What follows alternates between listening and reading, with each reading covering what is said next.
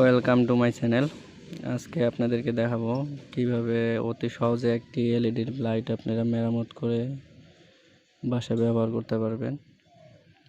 তো এই রকম আরও ভিডিও পেতে চাইলে আমাদের চ্যানেলটি সাবস্ক্রাইব ও লাইক ও কমেন্ট করবেন। তো চলুন ভিডিওটি শুরু করা যাক।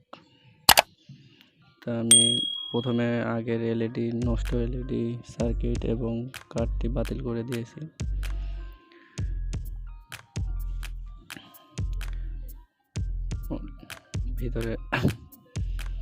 ভিতরে আমি এই দুটি তার লাগিয়ে নিয়েছিলাম কানেকশনের সুবিধার্থে। এটা বড় বা ছোট আপনাদের পরিমাণ মতন তার লাগিয়ে নিতে পারবেন, ওটা কোনো ব্যাপার না।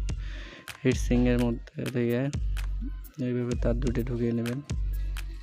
ঢোকানোর পর হিটসিংটি ভালোভাবে বডির সাথে অ্যাটাচ করে দেবেন।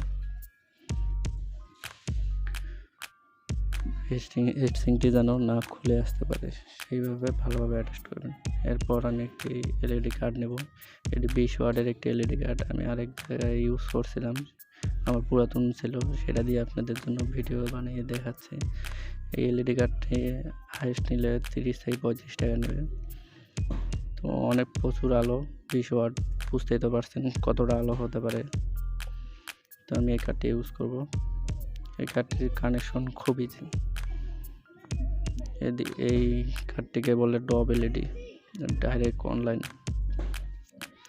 তো এখানে প্লাস ও মাইনাস চিহ্ন দেওয়া থাকে, প্লাস মাইনাস না তো এনপি লেখা থাকে। ওই দুটার মধ্যে দুটি তার লাগিয়ে দিলে এটার কানেকশন শেষ। এটি খুব ইজি।